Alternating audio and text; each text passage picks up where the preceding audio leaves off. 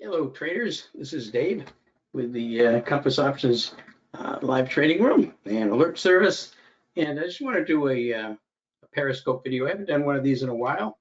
I've been kind of busy with webinars and putting out some other training videos, but I just wanted to do a Periscope just to kind of cover the last few months of our trading and just kind of go over where the market is, etc., and what we're looking for here into it as we come into at the end of the year. So again, thanks very much for listening, and let's get started. All right, first we've got to do the usual disclaimer. All signals and trading opportunities we provide here are for educational and demonstration purposes only. Trading is very risky, so you should never trade with more money than you can afford to lose, and neither myself or Right Line Trading are licensed financial advisors, so we won't be giving any financial advice. First thing I wanted to cover, by the way, is I've been talking about this new strategy I'm putting together. I call it the Thursday Strangle strategy. We don't have an awful lot of results on this yet, but I've had 12 trades. I've got 4 here that we actually took in the room. I've done 12 trades so far, and it's 12-0 so far, which is good results. I mean, really good results, but that's a very small sample size for making a determination if a strategy is going to be consistently profitable. But we have done 4 of them in the room in November. We did CI for 22% profit. We did Disney, 35% profit. We did KLIC for a 30% profit, and we did 5, which I took a 40% profit in. I closed it the same day as I opened it because I was at the doctor's, and so I put a sell order in, and it closed. I got a 40% profit. Those that held overnight, it popped up in the morning pretty dramatically, and they realized profits of from 300 to 400% on that. And that's one thing about strangles. Strangles, if they work, and the stock moves in your favor and it runs pretty good during the day, the profits can be really pretty large. It's probably the only strategy we've got that I use that you can make 100% or more on these trades if they go in your favor. I mean, you can do that with calls, long calls, but this is just an overnight type trade. So it isn't going to be like 2 weeks waiting for the stock to move up. This is just an overnight time trade type trade on strangles. So that's what we've produced so far. Again, it's 12-0. We had 4-0 this month that we called out in the room. So again, too small a sample yet to be convincing for me at least. But we'll keep trying it. We have some more coming up. All right, so let's just go over the strategies we use in the options room for anybody new. These are the trades, the options room and the alert service we put out. We do straight calls and puts. We do debit spreads using weekly options expiration. We do time spreads over earnings, which are actually calendar spreads, and that's to capture the volatility crush. And that's just over earnings. We don't care what direction the stock goes in. We just want to collect. We just want to collect the volatility crush once the earnings come out. We also do what's called a weekly ATM strategy to capture premium week after week. We're in one of these right now on Microsoft.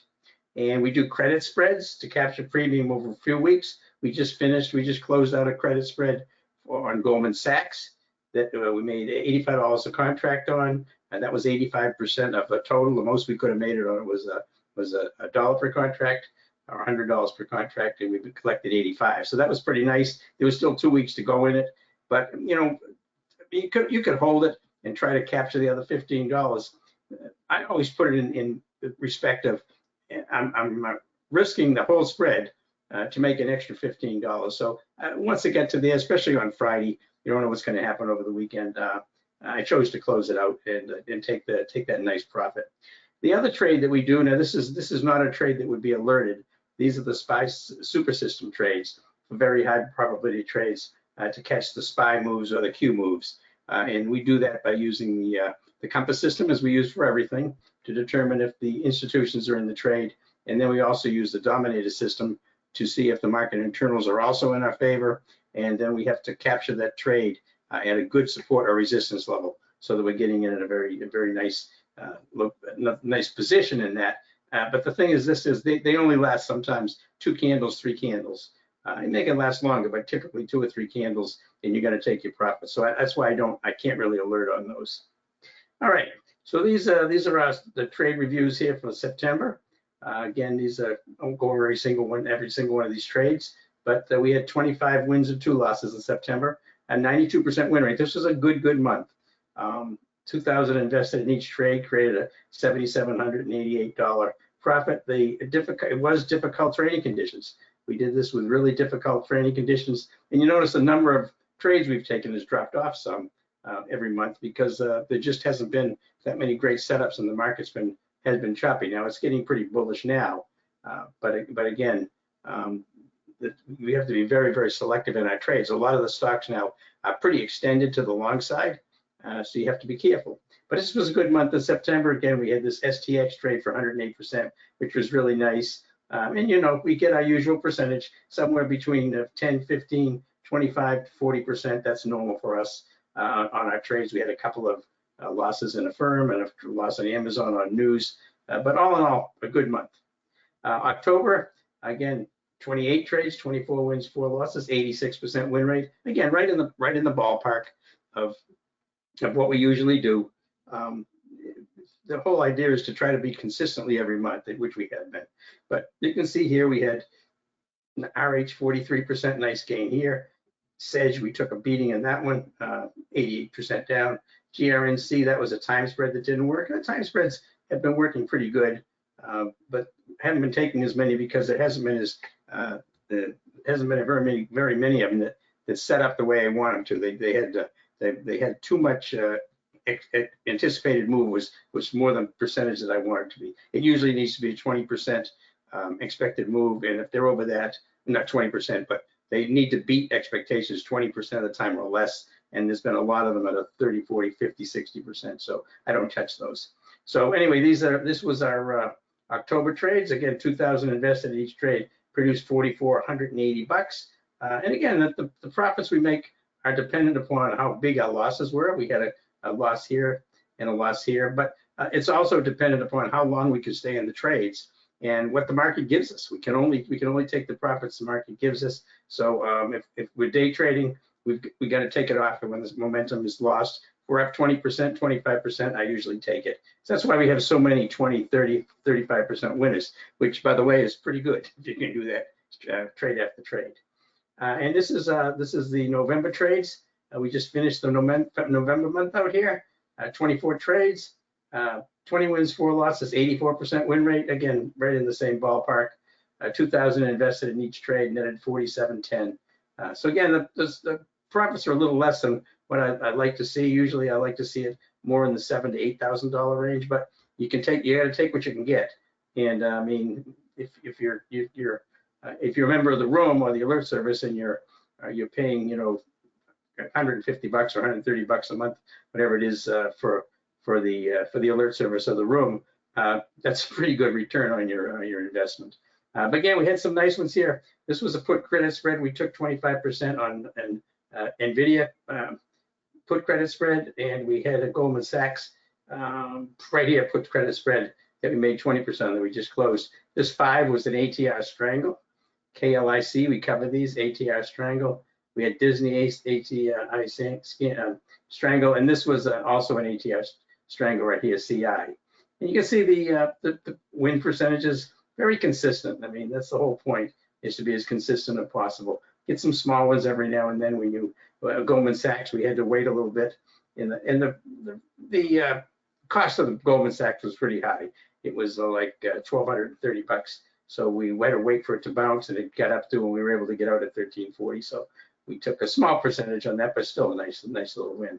So that's what we've done. That's what we've done in November. So that's where we are so far. In December, we've just had one trade so far, a PATH, which we closed on Friday, and that worked pretty well. I mean, we're up $500 on that one, so we get a $500 profit right now in the December trades.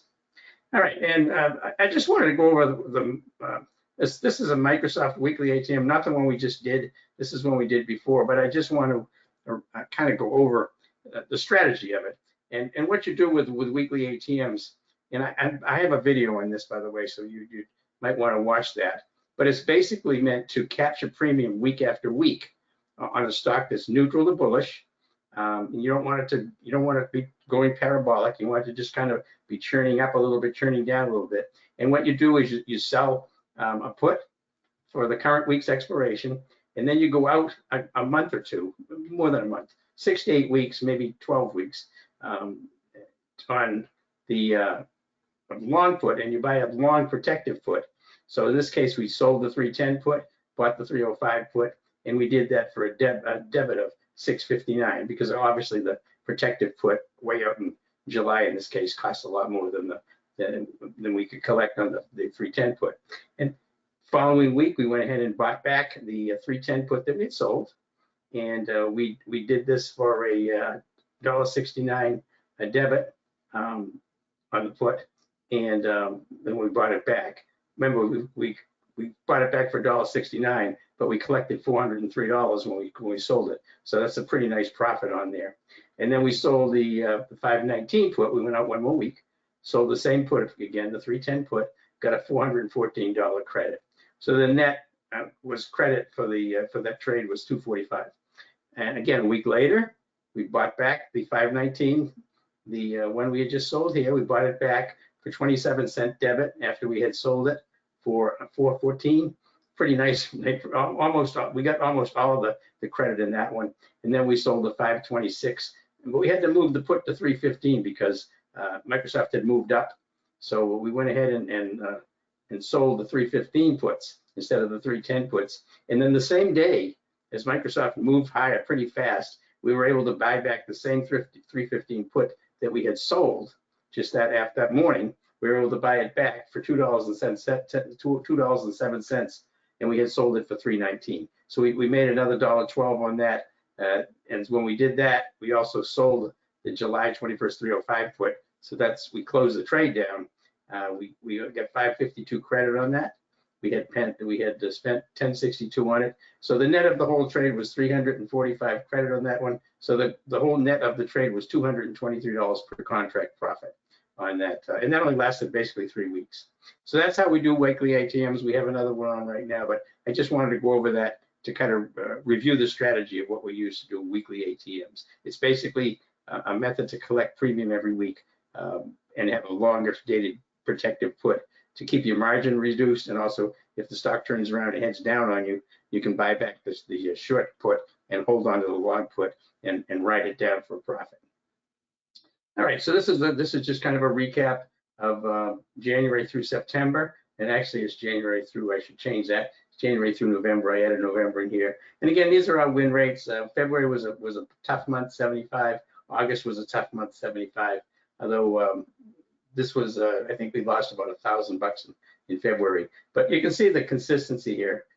92 here, 86, 84, 80, 86, 85.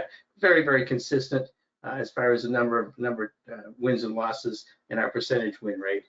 Yeah, so that's the recap of the year so far. And this was just, I just leave this up here. This is one where we did March, April, May, June, and July, just to show what our profits were. Very small wins in July. This is the month I was actually out for a week and a half when I went to Iceland. But again, you can see we've got 8,000, 4,000, 7,000, 8,000. Pretty nice run here. 86 to 87.5% win rate. And you see that, this case we had 86% win rate, but made 8,900.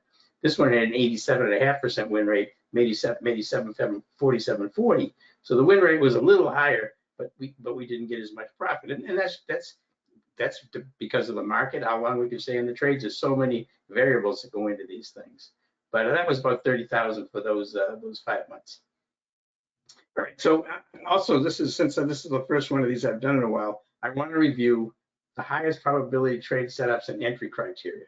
What we're looking for, and we'll go through some charts here as we get into the video. But here's the key things. When you're looking to take a trade, the daily chart should match the bias of your trade. So when I say that, what I'm saying is, if you're going long, then you want the daily chart to be bullish, and you want the 5-minute chart to be bullish. You always want the 5-minute chart and the daily chart to be lined up in the same direction. So that's what I say, that they should match the bias of your trade. If you want to go short, the daily needs to be bearish and the 5-minute needs to be bearish. You want to be joining the trend. So that's basically what we're doing, is just staying in the trend. You want the breakout in the same direction as the current market trend if there is a trend. So if we have a market that's bullish like we do right now, you want to be leaning toward your longs, which means you want to be looking at a chart that's got a very bullish daily chart. And when you get into it, you want to watch the 5-minute chart and make sure it's bullish for that day when you get into the trade. And obviously, that's what I mean by saying break out in the same direction as the stock's current trend. If the current trend in the stock is bullish, then you're going to go long. And we also need, and this is the compass system. We want the modified Laguerre for the current time frame and the modified Laguerre for the multi-time frame. They need to match. And when I say modified Laguerre, what we're talking about here is momentum for the current time frame and momentum for multi-time frame. So on the compass system, you want them to match up color-wise. So you'd want blue or green for bullish, red or yellow for bearish. And if you haven't seen these, you'll see them in a minute here when we switch to some charts. A key thing here is also select stocks that have relative strength or relative weakness versus the SPY. And the way you do that is basically you look at a 5-minute chart, you see what the SPY is doing, and you look at what the stock's doing at the time the SPY is moving in one direction. So if the SPY is falling and you've got a stock that's moving up, it obviously has relative strength, and that's really important because you want to go long stocks that have relative strength and short stocks that have relative weakness. It gives you an extra edge because if the market turns around on you, and let's say you're long, and the SPY all of a sudden turns around and heads down, if you've got a stock that's been outperforming the SPY, it's not going to fall as fast as the SPY is. So it allows you to get out of the trade quickly for a little bit of a win or a small loss, but you're not going to get clobbered like you would if it was trading worse than the SPY. So you want stocks that are trading better than the SPY either way. So again, that's relative strength, relative weakness.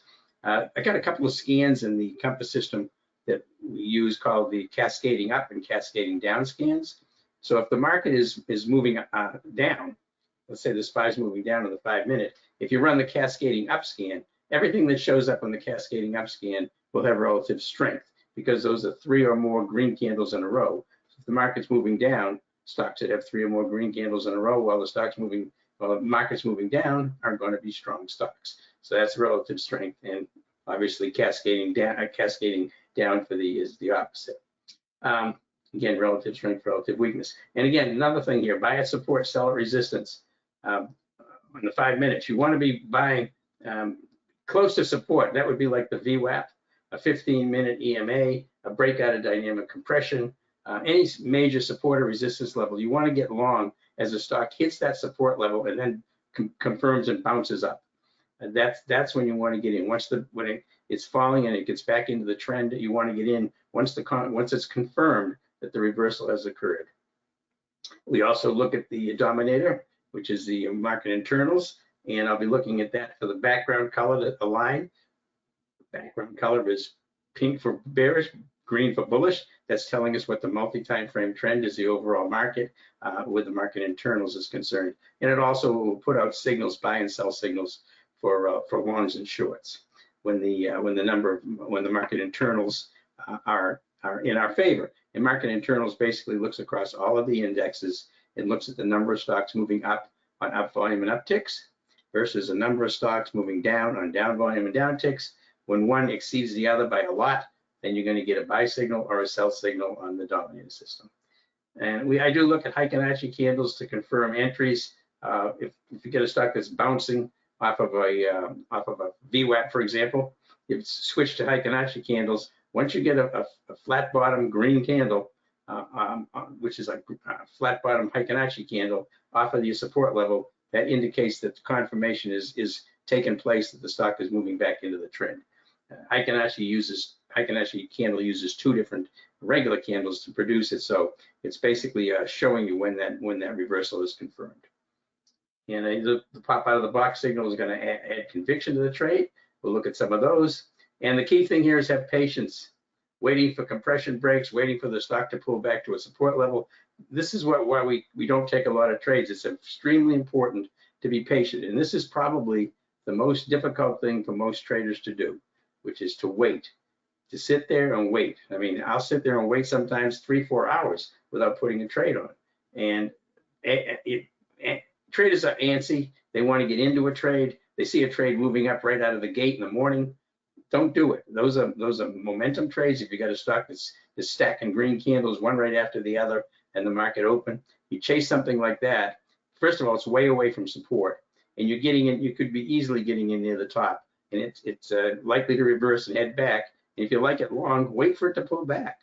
You know, if it keeps going, good, then you miss it. But you're also keeping yourself out of a position where that stock is going to turn around and head back down while you're in it, and you're sitting there wondering if you're going to take the rest of the day just to try to get your money back. All right, so that is the highest probability trade setups and entry criteria that we use, and we focus on this every single day. This is what makes this strategy so successful. All right, so I want to show a couple things. This is an ABV trade. This is not a recent trade. This is a while ago, but this is a daily chart on ABBV, and you see this nice green candle here on the compass system. You see we had all green across the board on this candle. So this was a bullish setup on ABBV. So what I do is when I have a nice bullish setup, I would be looking at ABV to go long, but I'd also be looking at my TC2000 chart. And this is my TC2000 chart where I take a look at the technicals. And the technicals on this line right here that I drew, this is what's called an algo resistance line. These are the kind of lines that the institutions use to determine when to get in and when to get out of a trade. That's an algo resistance line. And you see how it comes down to touch the top of this candle, top of this candle, top of this candle, top of this candle, and then we get a breakout right here off of on this candle right here. That confirmed this entry. This is a good long. I like this on the TC2000. I don't really have any nearby resistance to run into. It can run up all the way to this line. So that was a good entry, and that's how I put those things two together to look at the daily chart and then the 5-minute chart. These are the two things I'd be looking for. This is I'm just going to go over the SPY over the last few weeks. This is a SPY. If you remember, we moved up here and we come down, and you notice we in this case we were watching the 200-day moving average, and we never get down to it. We get down here and we bounced up. We come back down again. All right, so let's go to the next one. All right, again, you see how the SPY came down here, did not get to the 200-day moving average. Typically, when markets reverse and you go back from a bearish market back into a bullish market, if the market gets close to the 200, it's going to test it. It's very, very rare that it would just bounce off without going through the 200. So here is what really happened. All right, so here's what we're looking at here is just before we hit the 200, okay, right here. All right, so here is that situation right here. That was that candle. See, we tried to see how we came down. We moved up a little bit, we came down, and we hit the 200-day moving average. Barely. We just nicked it. We didn't really even touch it. So again, I was very skeptical, and I was saying I was very skeptical right here that I don't think we hit the bottom yet, because we have not tested that 200 with any kind of force. So up it went, and it looks like we were moving back up again, and it got to the 100-day and rolled this 50-day and 100-day right here. 100 days the blue, 50 days is the red. Get up here and then fell, and then we come back down, and we come back through the 200-day moving average with some force right here. We fell down through it, bounced a little bit, and then pulled right back. Now we've got a reversal underneath the 200-day moving average on some. This is volume here on some decent volume, and this confirmed that we had hit bottom and we were going to head back up again because we broke the 200. We didn't do it here, but we did it here, which is why this made me very, very skeptical about taking any kind of longer-term longs here. I just didn't like the fact that it hadn't touched it. It almost always breaks through the 200 before it reverses again, which it did right here nicely. And this is the current market. You can see the beautiful bullish move we've got here. Big gap up, running along the 50-day, gap up again through the 100. Big gap here a couple weeks ago, and then we just climbing right up. And this line up here, the white line, 459.44, that was the high of the year, which we went through on Friday. So that's the SPY setup right now. It's bullish. I mean, we may get a little bit of a pullback, but it's very, very bullish right now. All right, so here's some charts, just so folks who aren't familiar with the compass system or the dominant system. I'm going to go over some of those. This is a 5-minute chart on Amazon. You can see where we bought right here. And we were in this trade for 45 minutes, 32% profit. See this green line right here, this thin green line, that's the 15 EMA of an EMA. That's a smooth 15 EMA. You see how all these three down here, the two that I'm interested in right here. This is multi-time frame momentum, current time frame momentum.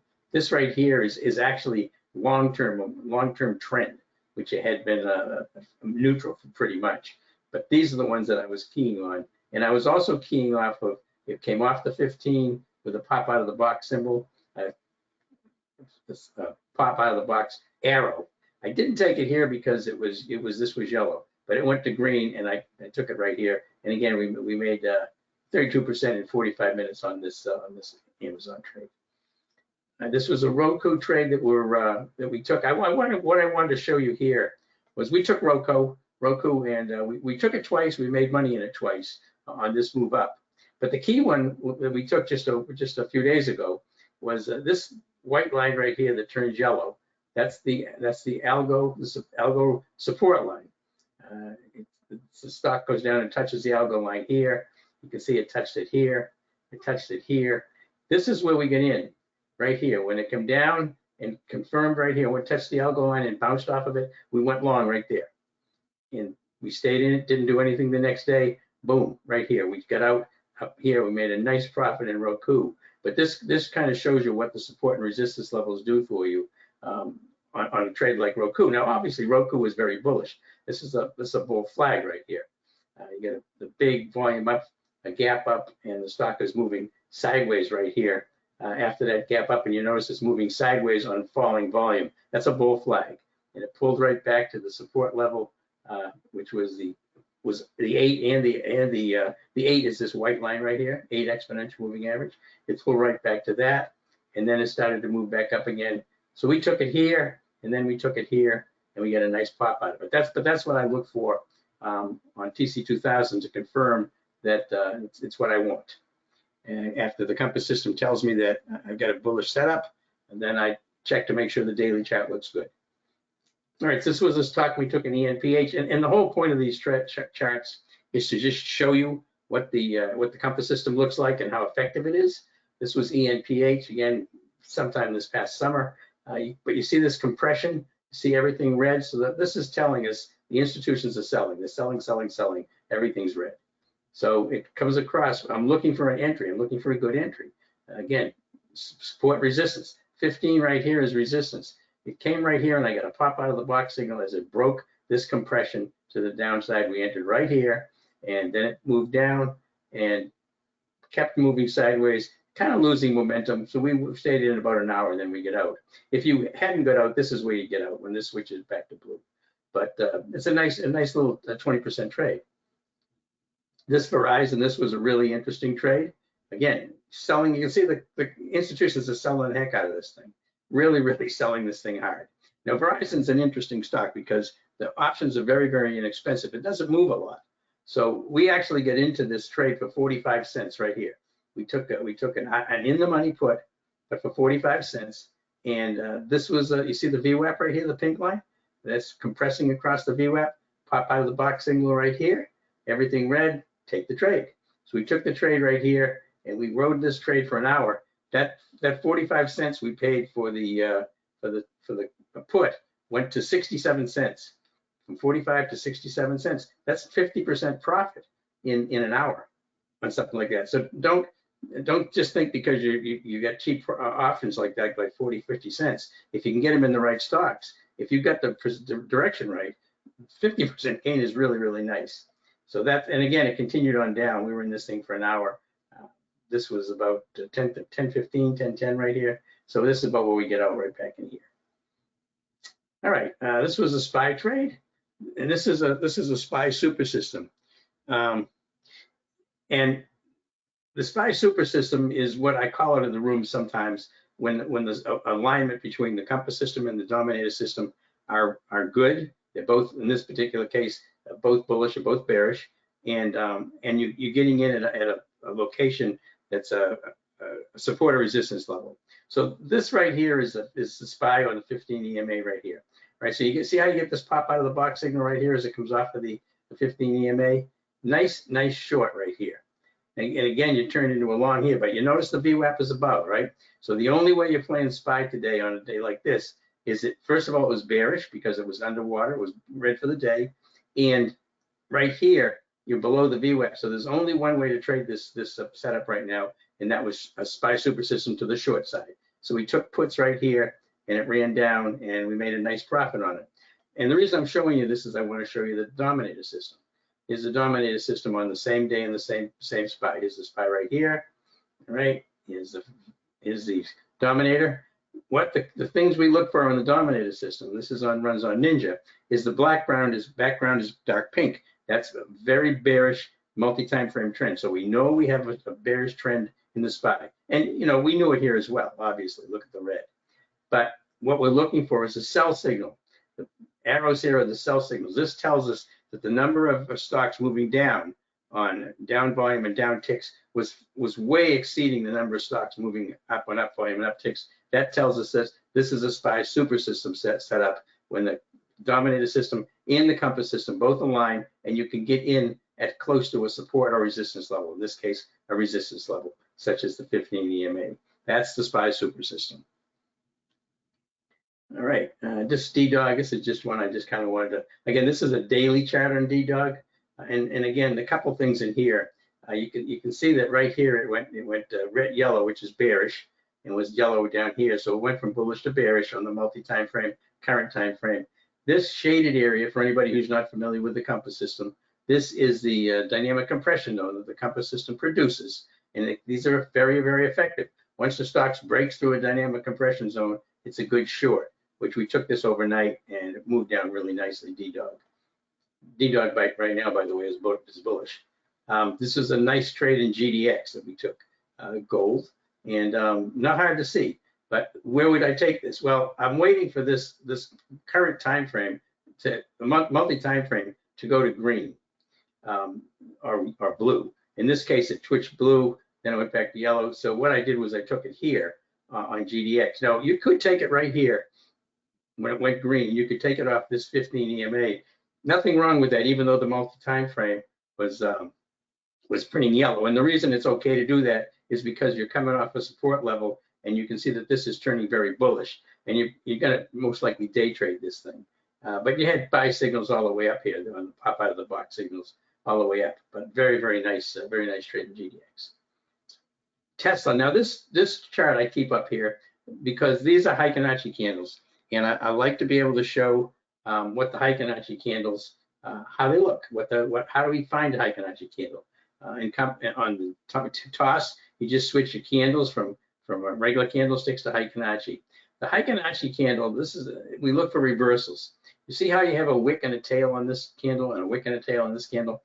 If you've got a tail and the next candle is a flat bottom green candle, that's a bullish reversal. This is telling you that we've got two candlesticks that are making up this one bullish reversal, and as long as you've got flat bottoms, you can see we got a buy signal right here or a pop out of the box signal right here, and 15 was sloping up. You can take it right there or right here, and you notice that you can see the trend so clearly with Fibonacci candles because every candle that has a flat bottom tells you that the trend is still intact. Some of the candles are bigger than others, but the candlesticks, Fibonacci candlesticks are printing flat bottoms all the way up until you get a wick and a tail, which is where you get out right here. And that was actually the end of the day. So that's a Tesla trade right there. And those are Fibonacci candles. That's what we look for to time our entries into the trade if it's set up for us. A SPY trade here. Again, this is just to show you what the charts look like. This is the VWAP right here. So obviously we're going to be trading it short. You see how we went from blue to yellow right here? This was already red. See how we're breaking below the pink line, the VWAP right here with a pop out of the box signal. Time to get into the trade. So you take it short and you write it down, and it starts to lose momentum. You get out of the trade.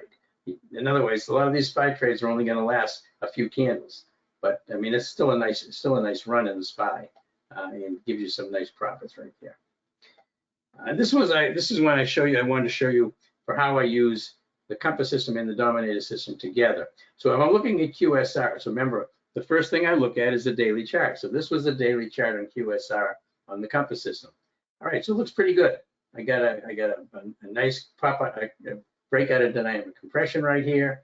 I've got a nice yellow to blue, and everything else is green. I know this is bullish. So it's bullish on the daily. So we look at the 5 minutes. So we're going to take it on the 5 minute as an intraday trade, for example. Then I need to look to where am I going to take this on the 5 minute. And you can see it's just kind of moving along the 15 right here, moving along the 15, and then it pops off the 15 as this goes in blue. But the real entry right here was as you still got these compressions. Now you could have taken it right here. You could have taken it right here and you would have had to go through this compression, but here we get another nice pop out of the box symbol right here. And this is where you could take this trade in QSR, knowing that the daily is bullish. So you've got a bullish daily, a bullish 5 minutes, you're above the VWAP, beautiful entry in the trade, and you ride it up and it starts to give you some red candles, you take your profit in here. And this is why we get a lot of 20, 30, 25, 30% profits. We're going to take a profit in a trade like this because I didn't take it overnight. The market wasn't bullish enough to hold too many things overnight. And this was QSR on the dominator system at the same time. So again, we've got a bullish daily chart, got a bullish 5 minute chart, which we're just trying to find the right entry. And here is the dominator system. You can see the dark green background. That's bullish, very bullish. And we get in right here off of this compression. Now notice we didn't have a buy signal. Here's the buy signal way up here, but we didn't have any sell signals. So if the compass system is bullish and the dominator is neutral, I'll still take a trade. And I took it right here off of this compression with this pop right here. If you were more conservative, you could have waited until you got a buy signal, but I knew the compass system was very bullish and this was giving me a multi-time frame background of bullish. So as long as this is bullish and the compass system is bullish, the buy signals would be a bonus, but I didn't have one right here. But I thought the entry was a good spot, so I took it right here, and I picked up all this room, by the way, before I get the buy signal. So I made more money than if I had waited. This is a SPY chart, and I just want to kind of show you this is the dominator system. Black background in the dominator is neutral, no multi-time frame trend. Pink, multi-time frame trend to the downside. Dark pink, very, very bearish to the downside. But this is where you would get in here. And again, it's a SPY trade, so you know this isn't going to last long. This bottom line here is the 15 EMA.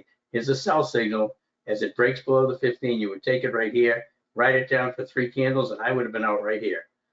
I don't even know if I took this one, but I wouldn't write it more than that because you start to get the momentum losses. You don't know where it's going to go. I mean, it did head back down again, but if I've made my profits, once I lose momentum to the downside, I'm out of the trade. ENPH, a nice trade. This was a daily chart to the short side. You can see here that we went from green on the daily to yellow here, but we were still green. So we wait. Now we got bearish here, bearish everywhere, and it breaks down below this dynamic compression zone. So on a daily chart, this would be your entry right here for an entry for your puts. If you were taking it overnight, and you could have ridden it down. We actually just took this overnight one night and took the profits, but it went down really, really nicely. This is a tough stock to trade, by the way. ENPH is very, very volatile.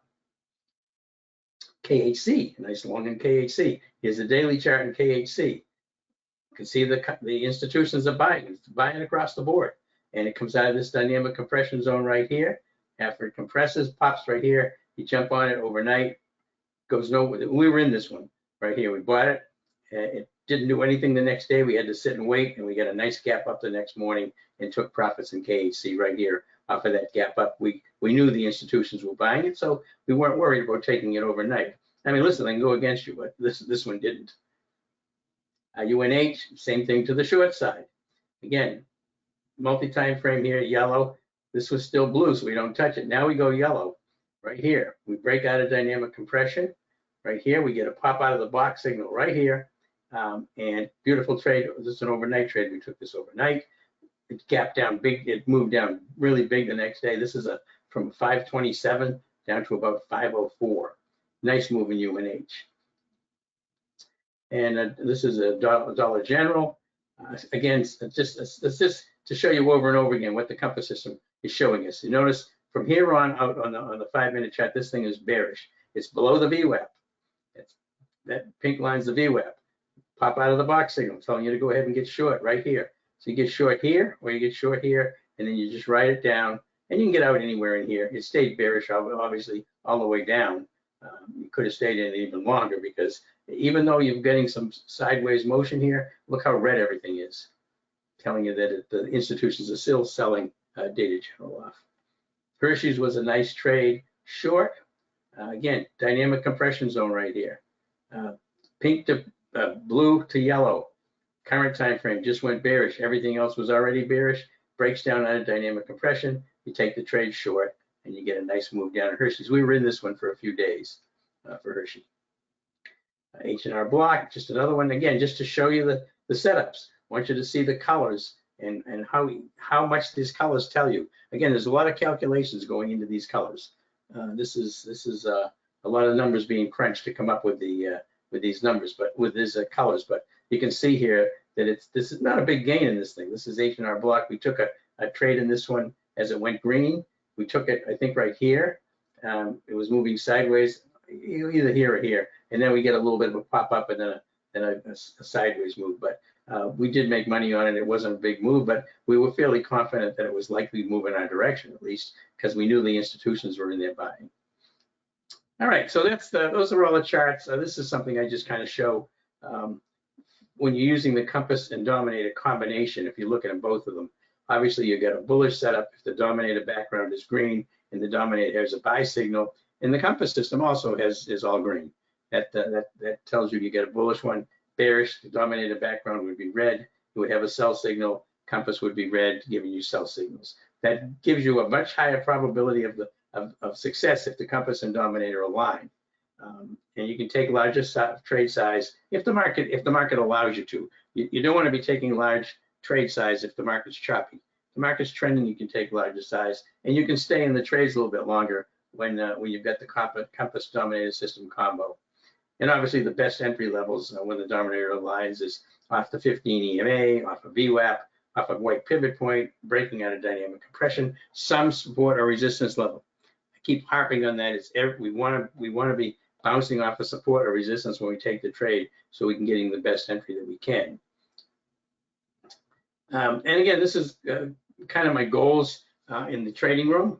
I want to help members become consistently profitable traders under all market conditions. This is really important. When I started the room, it was January of 2022. All right, so almost 2 years ago. That was the month that the bear market started. We were in a bear market for about 16 months. 16 months straight was a bear market. That is tough trading conditions, very, very tough trading conditions. But we were still able to do in 2022, we were still able to do an 89% win rate because I don't really care which way the market's going. I just care that I'm going to take what the market will give me. So the idea is a lot of people only trade long. They only trade calls. They don't trade puts. They don't know how to do credit spreads. They don't know how to do some of the strategies we use. And the whole key is to have enough strategies that you can use so that you can be profitable in under any market conditions. Choppy, trending up, trending down, bullish market, bearish market. You can make money in all those conditions because you're going to get all those kind of conditions over time. It's also to teach members the most effective use of the compass and dominator systems. We talk about this all day in the room. Talk about the dominator system and also the compass system. Show the stocks that people call out. We'll take a look at them, tell them what I like about them, what I don't like about them. Again, educate members on identifying and trading the highest probability trade setups while being patient. While being patient is very important. And I try to do this in a relatively low stress and disciplined environment. Trading for a living and trading to be consistently profitable. You don't have to do it for a living, but just to make money consistently month after month. It's a business. You've got to treat it as a very disciplined trader. That's where we're waiting, being patient comes into play. And you don't want, this is trading the market shouldn't be like riding a roller coaster at Six Flags. It should be it should not be stressful. There's going to be some stress. Obviously, you've got money at stake, but it shouldn't be very, very stressful. So we try to do this in a low stress environment, and I try to be very methodical about what we take and explain why we're taking the trade, why we stay in the trade, why we're getting out of the trade, so everybody can see that. This was a 2022 performance level. Yeah, I think this is actually not exactly accurate. I think it was a little bit more than that, but anyway, we had a nice profit factor. What I wanted to show you here is with the compass system, the dominator system came out in October of 2022, so last October. So what I did was I took trades from October 3rd to 12/31, October, November, December of 2022. And so I took trades when the compass system were lined up, but the dominator system was neutral. So when the dominator system was neutral and the compass system was bullish or bearish, I took these trades. So I had 151 total, 135 wins for 89.4% win rate, 14 losses, 9.3% losses right here. Profit factor 3.57, which is really, really high. Now, when I took trades when the dominator lined up with the compass system, same time period, I had only had 123 trades, obviously fewer trades because you don't get this alignment. But we had 119 wins for a 96% win rate, 97%. This is really, really difficult to try to do month in and month out. And one of the reasons we were able to do this so well was because the market was cooperating. We had a lot of shorts, the market was going down. We actually did very, very well because the market was trending, and that gave us a nice win. And the 12.41 profit factor is astronomical. SPY Super System, this was a beta test that we did last year when I was just actually learning the SPY Super System strategy. I didn't call these out in the room. These are just the trades I took. I had 100 trades, 86% win rate, and profit factor 14.17. So those are pretty. These trades are really pretty effective. You just have to wait for them. You got to look for them. I mean, I don't have time sometimes to look for them all day, but I do have traders who have the compass and dominator system, and that's what they wait for. They just wait for the SPY Super System to set up on either the SPY or the Qs, and then they'll go ahead and take trades in SPY calls or puts, Q calls or puts, or they'll trade the futures. They'll trade the US, ES, or the NQ. I just wanted to kind of go over this. I've got a video on all this, but I just wanted to reiterate this a little bit. How to do the put credit spreads, the rules for the highest probability setups. We did one on Goldman Sachs. We've got one on McDonald's right now. The put credit spreads are done by selling puts at one strike price and buying puts at a lower strike price with the same expiration date, right? And it creates a credit to your account. So you sell a put and then you buy a put at a lower strike, basically to create the spread. The risk on the trade is the difference between the two strike prices minus the credit received. So for example, in Goldman Sachs, we had a $5 credit spread, $5 between the strikes. We collected $100. So our risk was 500, which is the $500 between the two strikes, minus the 100 we collected. So we had a $400 risk, and we collected 100. So we had a 25% ROI on that particular trade, which is the minimum I use for credit spreads. You need to have a 25% credit spread. You need to have a 25% ROI on it. And when you do a put credit spread, the credit goes into your account as soon as the trade is executed. So when we did Goldman Sachs, they put $100 into our account, and then when we bought it back for $15, we had to take $15 out to cover that, but that means we made 85. This is the setup that we look for. The technical setup must be bullish on the daily chart. Support should have been established and confirmed. The short put, the put being sold, must be below the confirmed support levels. It should actually say levels. You need to have two support levels above the short strike that you take. When you're selling up, like when we took Goldman Sachs, when we sold the put, we had two support levels above that put that we sold, making the likelihood of the stock falling down to our short strike very small. The spread must expire prior to earnings date. Don't be taking quick credit spreads that have an expiration date after earnings, because the whole point of a credit spread is to capture time decay.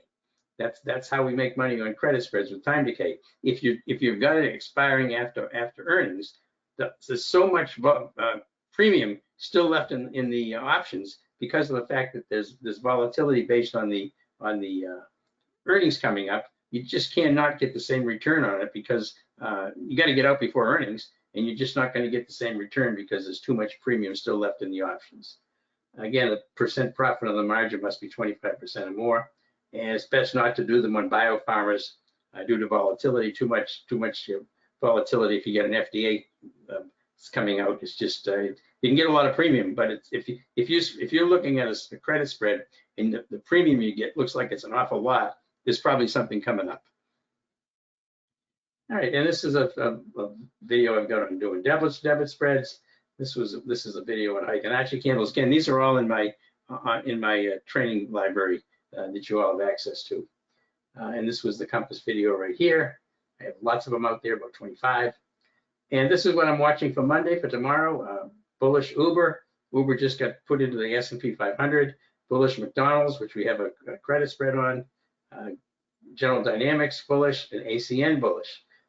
Bearish, I'd be hesitant to do too many bear trades right now unless I was using an inverse ETF or something. Oxy's bearish and KD is bearish. Both of those are bearish, but I'd be looking for bullish ones. Now, the entry criteria when you take a stock, one of those stocks, you look for long entries to break over the previous day's high. You don't want to be getting in a trade if it's below the previous day's high if you're going long. And you have to have obviously the high probability trade setup. And we look for short entries to break below the previous day's low with a high probability trade setup. And try to take trades that are trading with the market trend. That's the key, to try to trade with the trend. All right, so that is going to wrap it up for tonight. It was probably a little longer than I wanted it to be, but I kind of wanted to cover a few things in there. So I hope everybody had a great weekend. Hope everybody is doing well in the room. I certainly appreciate all of the members. We have so many now and so many people on the alert service. I'm really gratified, and I do my very best to try to bring everybody the best trades every day in the room and on the alert service. So thanks very much for listening. I appreciate it, and have a great day.